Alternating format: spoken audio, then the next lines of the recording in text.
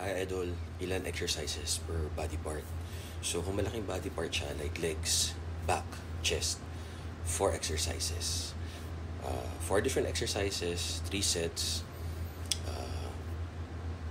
6 to 25 reps, kayo na bahala. Pag mga malilit na muscle group, like back, triceps, shoulders, kahit 3 lang. Or kung advanced ka na, or kahit beginner siguro, 1 exercise, 3 sets. Ano ka pyramiding 15, 12, 10 or 12, 10, 8. Yung 8, yung pinakamabigat. Sana makapa 6 ka, proper form. Tapos yung 2, kahit pilit. Huwag ka na mag-spatter. Kailangan ikaw makabuhat. Kailangan mind-muscle connection. Kung ano yung wino-workout mo, yun yung nararamdaman mo.